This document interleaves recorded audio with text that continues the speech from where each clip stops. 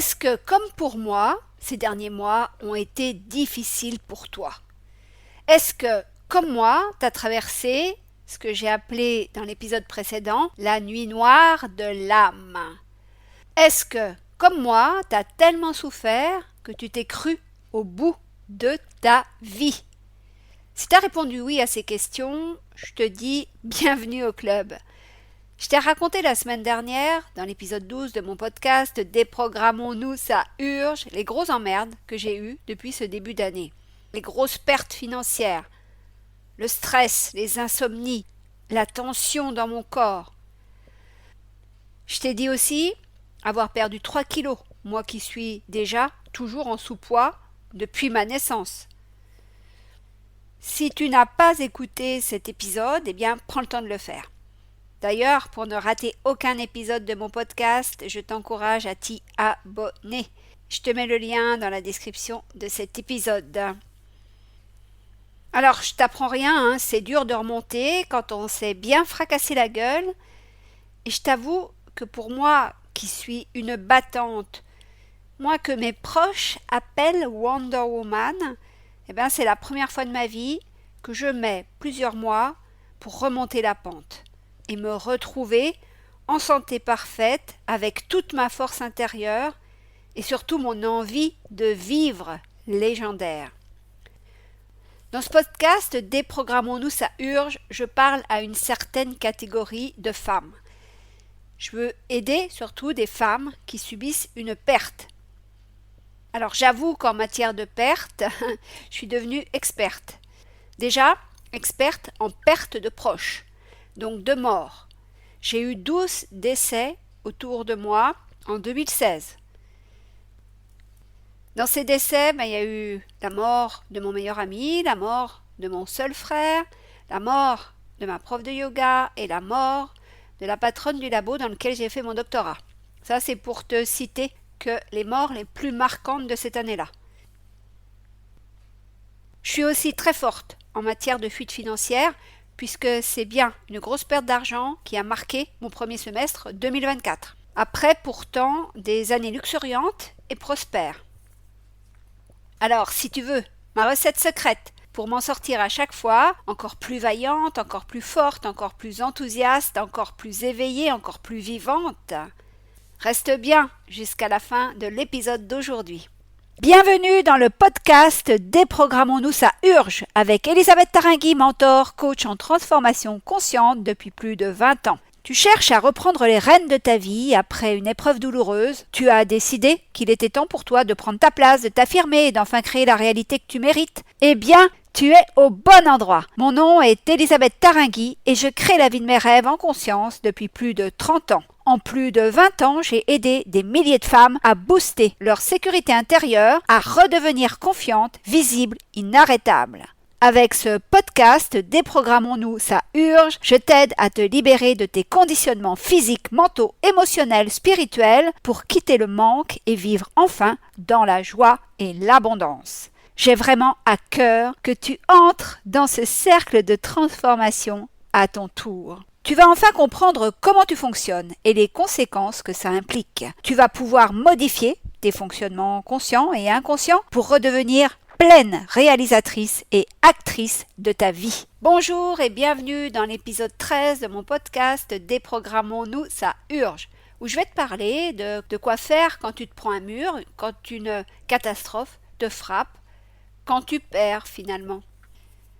Quand je parle de perte, je parle de mort d'un proche, de perte d'argent, de faillite d'entreprise, de rupture amoureuse, de gens qui te lâchent, de perte d'emploi, etc. Alors, suite à mes mauvaises affaires pour mon entreprise cette année, je suis tombée très bas et je suis restée KO plusieurs mois, comme tu le sais. À chaque fois que je tentais de me relever, je retombais encore plus bas. Pourquoi? C'est très simple. Un autre emmerde arrivait. Je te donne un exemple. Je vais refaire mes lunettes. Le coût est de plus de 1 300 € que je paye de ma poche. Et un mois plus tard, je raye un des verres de mes lunettes neuves. Ça m'est jamais arrivé de ma vie et pourtant je porte des lunettes depuis que j'ai 6 ans. J'ai des rentrées d'argent qui doivent arriver, mais il y a des retards de plusieurs semaines. Bref, c'est la dégringolade dans toute sa splendeur. Imagine-moi, je suis agrippée au mur d'escalade, je monte d'appui en appui et de soutien en soutien, et d'un coup mon pied glisse, dérape, je dévisse la surface, et je me retrouve à nouveau en bas du mur, KO, gnoqué. Je suis sonnée, choquée, frustrée, secouée, bouleversée. Bien sûr, tu me connais.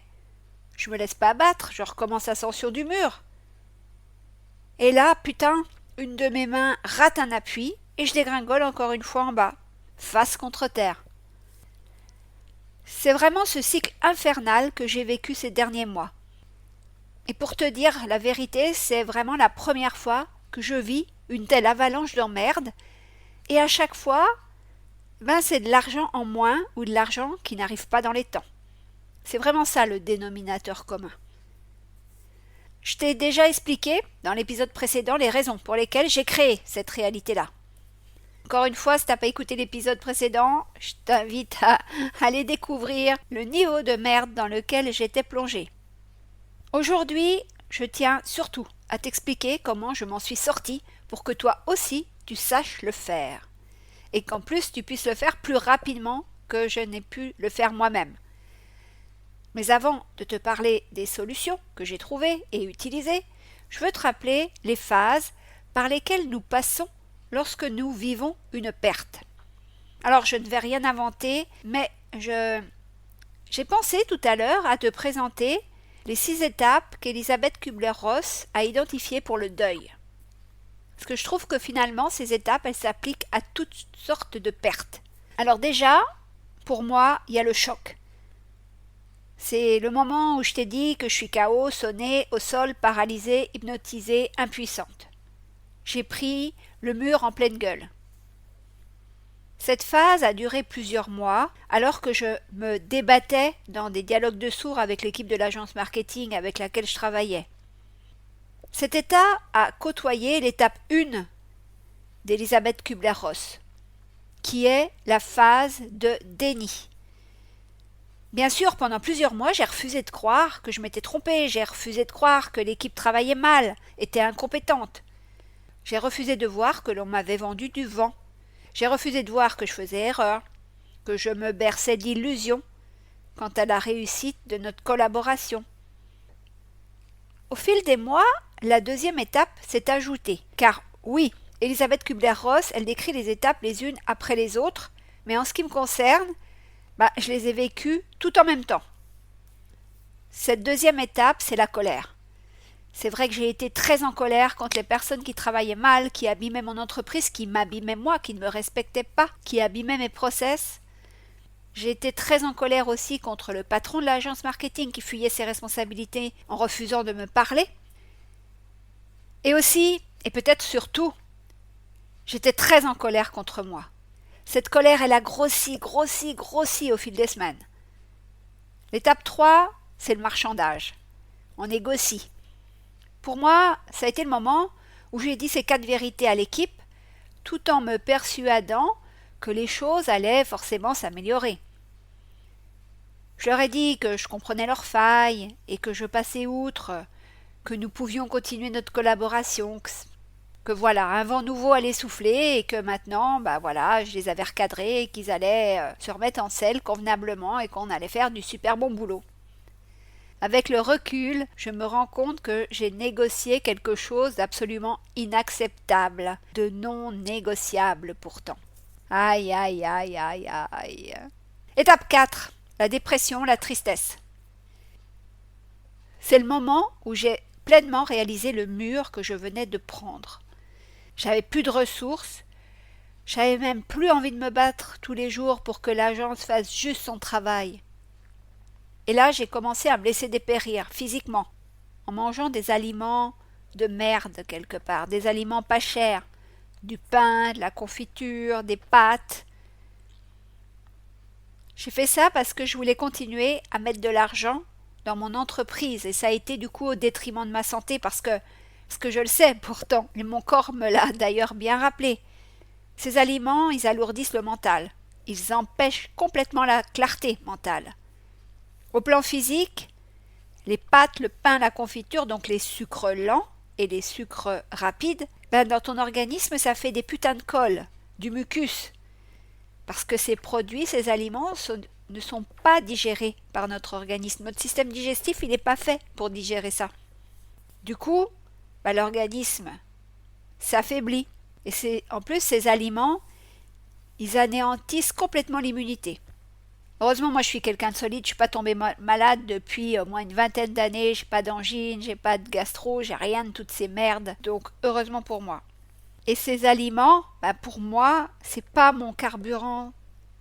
C'est pas le bon carburant pour mes organes, pour mes cellules, pour que tout mon organisme puisse bien fonctionner. J'ai de fait perdu 3 kilos rapidement. J'étais exsangue, sans capacité de trouver des ressources pour m'en sortir. Et pourtant, je suis une fille qui, on dit, toujours pleine de ressources. Parce que je trouve des solutions à tous mes problèmes toujours très rapidement. Je solutionne toutes les situations et là, putain, j'avais la tête vide. Je trouvais même plus de sens à ma vie. J'ai même pensé mourir. Ensuite, l'étape 5 a fait son entrée. C'est quand le patron de l'agence marketing a enfin daigné avoir une conversation avec moi. Et là, j'ai lâché. J'ai abandonné la lutte.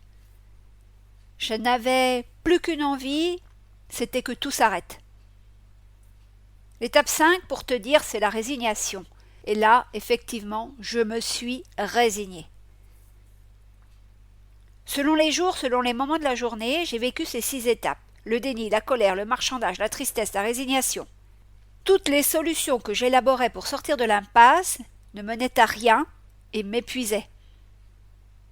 Quand j'ai décidé de lâcher, de me résigner, de me faire une raison, de m'en remettre à plus haut, plus puissant que moi, Elisabeth Taringui, j'ai alors entamé la 6e étape d'Elisabeth Kubler-Ross, qui est l'acceptation. J'ai alors décidé que ces épreuves, cette perte d'argent colossale, étaient initiatiques, que je les avais vécues pour évoluer, pour monter d'un cran, d'un niveau supplémentaire dans mon éveil. J'ai compris que pour gagner, il est nécessaire de perdre. Rappelle-toi de cette phrase, c'est une pépite. J'ai compris que pour gagner, il est nécessaire de perdre. J'ai intégré cette mésaventure et la cascade d'emmerdes qui a suivi comme faisant partie de ma vie, comme une expérience, comme un passage pour aller plus loin, pour aller encore plus haut. À ce moment-là, je dis « advienne que pourra ». Je ne me bats plus. Je ne résiste plus. Et je laisse l'univers m'aider, me montrer la voie, la sortie de l'enfer. Alors moi, qui suis une rebelle, une fonceuse, une révoltée, j'arrêtais pas de rechuter régulièrement dans les 7 étapes de ce travail de deuil, ce travail de perte. Conséquence, bien sûr, soit mes proches se sont éloignés, car ils ont eu tellement peur que je leur demande de l'argent, soit pour certains, c'est moi qui les ai fuis, et pour les autres, ils m'ont aidé. Et ouais, quand tu as des emmerdes, ça aussi, retiens bien cette leçon, entre guillemets, il y a 3 types d'amis. Amis entre guillemets, évidemment. Premièrement, le fuyard. Il se barre, il a trop peur que tu lui demandes de l'aide. Deuxième type, le vampire ou encore le sauveur. Alors lui, il va se gaver, il va se galvaniser, se gargariser de tes souffrances. Et dès que tu iras mieux, tu vas plus l'intéresser et il va se barrer. Alors moi, c'est vraiment ce genre de proche dont j'ai choisi de m'éloigner tout de suite. Tu vois, j'ai pris les devants. Troisième type d'amis, c'est l'ami sûr, celui qui est là et qui va t'aider même si ses propres problèmes sont bien pires que ceux que tu endures. Là, je veux vraiment être honnête avec toi et je te le dis sincèrement, je suis restée très longtemps anéantie, au sol, sonnée, recluse chez moi. Tu vois, comme un animal blessé qui attend la délivrance, qui attend même la mort. Tellement il n'en peut plus de se relever, de tomber, de se battre, de mourir à petit feu. À l'heure où je te parle, dans cet épisode de mon podcast Déprogrammons-nous, ça urge, je suis dans la phase d'acceptation. et même dans ce que j'appellerais la phase de reconstruction. Ouais, je me reconstruis et je reconstruis mon entreprise. Dans cet épisode, je souhaite te délivrer une information majeure. Je veux même que tu aies au moins une prise de conscience aujourd'hui. Écoute bien, pour se remettre d'une perte, quelle qu'elle soit, pour digérer une épreuve, il est nécessaire d'agir. Ouais, tant que je suis restée recluse, coupée du monde, ma situation n'a fait que s'aggraver. Ça a vraiment été de mal en pis, comme on dit. C'est quand j'ai décidé d'accepter cette épreuve et de prendre de nouvelles habitudes que les nuages de mon ciel se sont dissipés et ont laissé la place au soleil. Dis-moi, chère auditrice, as-tu une idée de ce que j'ai fait ou pas? Alors déjà, tu t'en doutes sûrement, j'ai repris l'alimentation saine que j'ai depuis presque 30 ans. Sans laitage, sans gluten, pratiquement sans sucre. Une alimentation vivante avec surtout des fruits et des légumes. Tu vois, quand je dis sans sucre, c'est surtout du fructose que je vais ingurgiter. Le sucre des fruits, mais pas de sucre lent, des féculents. Je consomme même pas de pommes de terre, avec l'amidon, qui est aussi une forme de sucre, bien sûr. C'est vraiment quasi un régime cétogène que je m'applique depuis des décennies. Ce changement d'alimentation, eh bien, ça fait que j'ai repris, avec le temps bien évidemment, 2 kilos, et c'est heureux. Ensuite, qu'est-ce que j'ai fait d'autre? Je me suis remise à créer, et j'ai créé une nouvelle offre transformationnelle, mon accompagnement Game Changer. Je t'en ai parlé déjà dans 2 des épisodes précédents.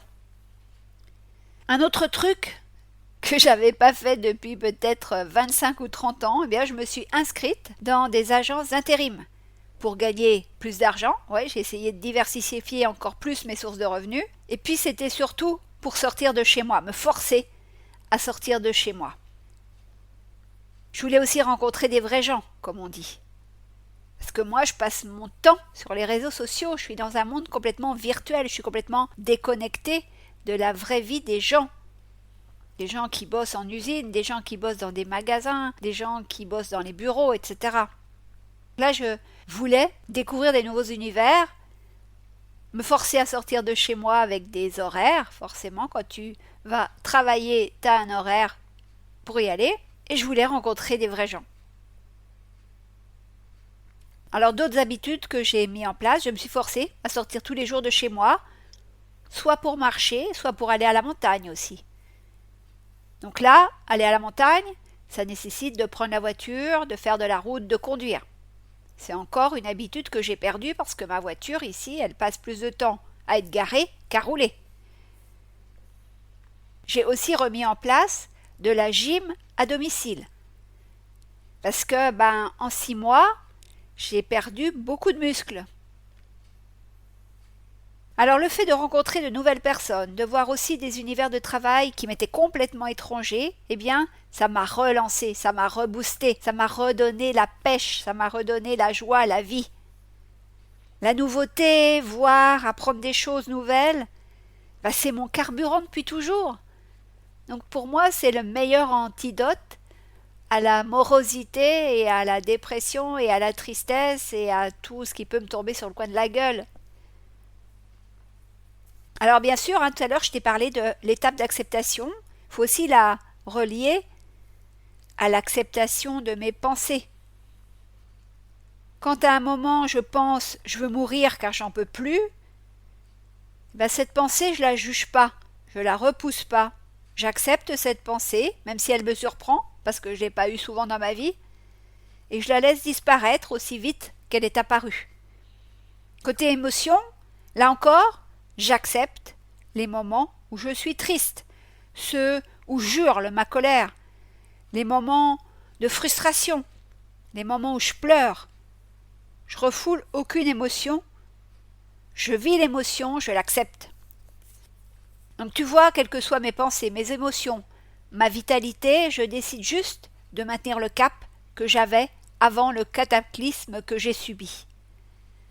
Pour maintenir ce cap, retrouver entre guillemets mon état normal, je fais tout pour en même temps me remettre en santé en santé parfaite, il s'entend, et reprendre mes activités entrepreneuriales. Donc, concrètement, je mange mieux, je bouge mon corps en sortant de chez moi et en faisant de la gym, et ainsi je retrouve la santé, mon poids, de l'énergie et ma vitalité, mon énergie, et je retrouve un mental clair. Et puisque mon organisme va bien, que mon mental n'est plus dans la confusion, j'ai à nouveau la force et l'envie de travailler. Et comme mon mental est aussi dans l'acceptation, il ne me fiche plus sur place. Il me ramène plus systématiquement à mes déboires financiers de cette année, aux mauvais choix que j'ai faits, à mon manque de discernement. De fait, je ne me juge plus et j'avance à nouveau vers mes objectifs. Aussi, j'arrête de me plaindre, de me considérer comme une victime, même si il est vrai que ce penchant est assez rare chez moi, mais il y a des jours ça peut arriver dans ma tête, ce genre d'idée. Tu vois, je suis surtout à nouveau pleinement consciente que ma vie est belle parce que c'est celle que je veux. Et je me remets à remercier pour les rencontres étonnantes que je fais, les conversations que j'ai avec les personnes qui croisent ma route. Je suis à nouveau émerveillée par la beauté de la montagne corse, par les lauriers en fleurs, des fleurs rouges, des fleurs blanches, des roses, à profusion. Je suis enthousiaste en regardant toutes les nuances du bleu de la mer. Tu vois, je retrouve la joie profonde et la paix qui, en réalité, ne m'ont jamais quittée, mais que je n'étais juste plus capable de voir, plus capable de ressentir. C'est tout con, hein? Je me sens vivante, prête à accomplir des choses extraordinaires. Tel le phénix, je suis en train de renaître de mes cendres. Je ressens beaucoup de joie, d'amour pour moi, pour ma vie, pour les autres. En un mot, je revis. Rappelle-toi que quand tu mets une nouvelle habitude en place, qu'elle te met en joie, ou te redonne la santé, de l'énergie, de la confiance, par exemple, tu as envie de continuer à la pratiquer, ça c'est sûr. Ces derniers mois où j'étais perdue, où j'ai souffert de la faim, où j'ai souffert du manque d'argent, où j'étais bloquée, paralysée par mes déboires avec l'agence marketing, ces mois où j'ai cru ne jamais me relever, est-ce que tu veux savoir comment je les considère? C'était une nécessité pour rejoindre encore plus vite mon moi du futur réactualisé, pour nourrir encore mieux mon âme. Ces mois m'ont ramené à des épreuves passées aussi. Ça a été une initiation de plus, comme on a d'ailleurs régulièrement en affaires. Et ouais, être entrepreneur, c'est tomber, se relever, avoir un succès, un emmerde et être en mode solution en permanence. Pour se sortir d'un passage difficile, il est nécessaire de changer ses habitudes, de redessiner sa réalité. C'est ce que je t'ai décrit. T'as vu comment j'ai fait moi-même. Donc passe à ton tour à l'action. T'as vu, c'est ce que j'ai fait en retrouvant l'alimentation qui me convient, en remettant mon corps en mouvement, en changeant mon environnement relationnel. Aujourd'hui, en m'écoutant, si tu ne devais retenir qu'une seule chose, j'aimerais que ce soit celle-ci. Écoute bien. Créer sa réalité, la vie de ses rêves, vivre dans la joie et l'abondance, c'est d'abord vivre. C'est pour ça qu'il y a des rencontres, des joies, des réussites exceptionnelles, et qu'il y a aussi de l'inconfort, des défis, des emmerdes. T'es un humain, t'es un être spirituel incarné, ok, mais t'es pas un robot.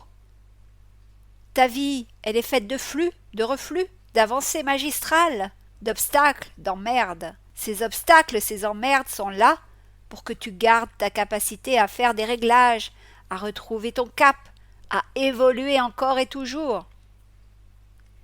Vivre la vie de ses rêves ne te donne pas accès à un monde de bisounours, non. C'est bien plus beau, bien plus grand, bien plus enrichissant que ça. Vivre la vie de tes rêves t'ouvre des horizons sans limite. Ça t'ouvre au magique, au merveilleux et à leurs opposés aussi. Heureusement, je suis habile dans l'art du rebondissement, l'art de la renaissance. Alors si toi aussi tu te trouves face à une perte, que t'es au fond du trou, comme je l'ai été, ben, sache que je suis là pour toi si tu le souhaites. Si tu souhaites que je t'aide chaque jour à remonter la pente, parce que je t'assure, tout seul, c'est pas facile. Moi, j'ai la capacité, j'ai la résilience, j'ai l'aptitude, j'ai la capacité, j'ai la persévérance, j'ai la détermination, j'ai l'expérience pour remonter les pentes toute seule. Mais même avec ça, cette fois-ci, ça a été rude. Alors, si tu veux que je t'aide, tu as deux options. Premièrement, mon accompagnement Joie et Abondance, dont je t'ai souvent parlé, qui va t'aider à retrouver goût à la vie, retrouver du sens, trouver ta place, foncer, atteindre tes objectifs, créer ta vie de rêve en 6 semaines. Ça, c'est vraiment mon programme phare. Celui dont parlent Jean-Stéphane, Josie, Sonia dans l'épisode 11 de mon podcast Déprogrammons-nous, ça urge. Tu as vraiment accès à moi pendant 6 semaines, tous les jours si tu veux. Depuis quelques jours, tu peux aussi venir jouer au jeu que je viens de créer et que j'ai appelé Chemin de transformation. Tu vas pouvoir jouer seul, à 2, 3, 4, avec moi si tu as envie. Et dans ce jeu, tu vas faire face à des défis. Tu vas aussi mettre de nouvelles habitudes en place. Tu auras des récompenses. Et je peux t'assurer que tu auras aussi de franches parties de rigolade avec tes partenaires de jeu. Les parties publiques commencent aujourd'hui. Alors embarque vite en cliquant sur le lien mis dans la description de cet épisode, si tu veux vraiment en profiter et passer les semaines à venir dans la rigolade, et en même temps en te transformant sans y prêter attention finalement, tout en douceur, tout en finesse. Tu vois, je te donne le nectar de mes propres initiations pour t'aider en profondeur à changer, à améliorer ta vie. Vraiment, je me réjouis de t'accompagner bientôt, que ça soit avec joie et abondance ou que ça soit dans ce jeu, chemin de transformation. Pourquoi je me réjouis? Parce que ça me fait plaisir, c'est le plus beau cadeau que tu puisses m'offrir que de me permettre d'assister à ta transformation, à ton changement de réalité, à ta prise de responsabilité, à l'investissement que tu vas faire sur toi. Tu vas, c'est sûr, acquérir plus de confiance, plus de conscience. Ton mental va arrêter de te faire souffrir. Et quoi de mieux que jouer pour apprendre à vivre au présent? À toi de choisir l'option qui te convient le mieux. Nous arrivons à la fin de cet épisode. Je souhaite du fond du cœur que toutes les pépites, les clés puissantes que je t'ai révélées aujourd'hui te servent à avancer, à vivre pleinement, à te sortir de tes emmerdes. La semaine prochaine, on ira encore plus loin parce que j'aimerais te parler des différentes formules magiques, entre guillemets bien sûr, pour faire pétiller ta vie, pour que toi aussi tu te mettes à pétiller tel un champagne millésimé. À la tienne, santé, comme on dit quand on trinque. Et oui, il faut bien rigoler quand même. Bon, allez, on se dit à la semaine prochaine. D'ici là, rappelle-toi, tout est possible tout le temps dans la joie et l'abondance.